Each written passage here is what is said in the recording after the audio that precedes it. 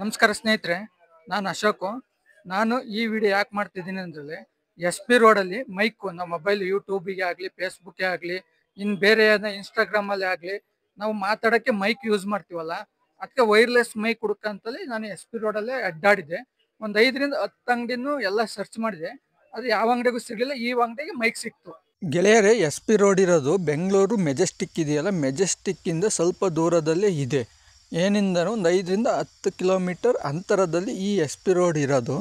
ಈ S P road ಬೆಂಗಳೂರಲ್ಲಿ ಹೆಸರಾಂತ ಏರಿಯಾದಲ್ಲಿ ಈ ಎಸ್ ಪಿ ರೋಡು ಒಂದು. ಗೆಳೆಯರಿ, ಈ ಎಸ್ ಪಿ ರೋಡಲ್ಲಿ ಅತಿ ಹೆಚ್ಚು ಲ್ಯಾಪ್ಟಾಪು ಮತ್ತು ಕಂಪ್ಯೂಟರಿಗೆ ಸಂಬಂಧಿಸಿದ ಬಿಡಿ ಭಾಗಗಳು ಸಹ ಅತಿ ಹೆಚ್ಚು ಮಾರಾಟ ಆಗೋ ರೋಡ್ ಅಂದರೆ ಈ ಎಸ್ ಪಿ ರೋಡು. ಅದರ ಜೊತೆಗೆ ಇಲ್ಲಿ ಎಲ್ಲ ಥರದ ಲ್ಯಾಪ್ಟಾಪ್ಗಳನ್ನು ಸಹ ನಿಮಗೆ ರಿಪೇರಿ ಮಾಡಿ ಕೊಡಲಾಗುತ್ತದೆ. ಅದರ ಜೊತೆಗೆ ಎಲ್ಲ ಥರದ ಮೊಬೈಲುಗಳು ಮತ್ತು ಮೊಬೈಲಿಗೆ ಸಂಬಂಧಿಸಿದ ಬಿಡಿ ಭಾಗಗಳು ಸಹ ಈ ಎಸ್ ಪಿ ರೋಡಲ್ಲಿ ಅಧಿಕವಾಗಿ ದೊರೆಯುತ್ತವೆ.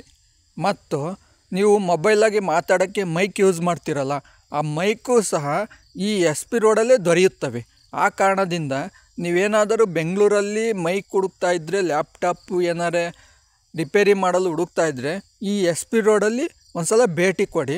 ಯಾಕೆಂದರೆ ಒಂದಲ್ಲ ಎರಡಲ್ಲ ಅಂಗಡಿಗಳಿರೋದು, ನೂರಾರು ಅಂಗಡಿಗಳು ಈ ಎಸ್ ಪಿ ರೋಡಲ್ಲಿ ಒಂದರಲ್ಲೇ ಇದ್ದಾವೆ. ನನಗೂ ಗೊತ್ತಾಗಲಿಲ್ಲ ಗೆಳೆಯರೇ. ಫಸ್ಟ್ನೇ ಟೈಮ್ ನೋಡ್ರಿ, ಎಸ್ ಪಿ ರೋಡ್ ಹುಡ್ಕೋಕ್ಕೆ 1 ಗಂಟೆ ಟೈಮ್ ತಗೊಂಡೆ.